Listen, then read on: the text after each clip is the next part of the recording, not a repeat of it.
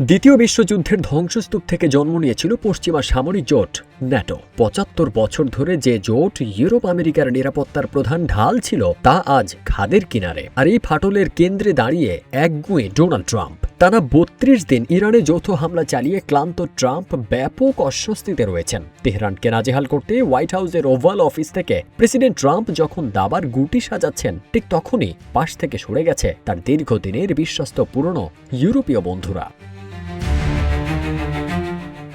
বন্ধুদেশ Spain ইতোমধ্যেই মার্কিন সামরিক বিমানের ওপর তাদের আকাশসীমা ও সামরিক ঘাঁটি ব্যবহারের ওপর নিষেধাজ্ঞা জারি করেছে। অন্যদিকে ব্রিটেন ও ফ্রান্স সরাসরি যুদ্ধে জড়াতে অস্বীকৃতি জানানোয় ট্রাম্প তাদের উপর চরম ক্ষুব্ধ। মাথামোটা ট্রাম্পের মতে, বিপদের সময় যে জোট পাশে থাকে না তার সদস্য থাকারও কোনো মানে হয় না।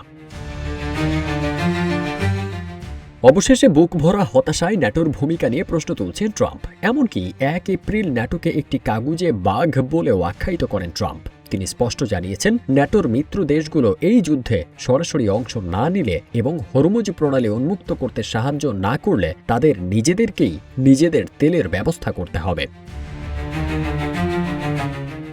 ট্রাম্প মনে করেন, সংকট এলেই মিত্ররা পেছন থেকে পালিয়ে যায়, আর এর বিপরীতে মার্কিন কোষাগার থেকে বছরে ব্যয় হচ্ছে কয়েকশো বিলিয়ন ডলার। তাই এই বিশাল খরচকে তিনি বিরাট ভুল হিসেবে দেখছেন।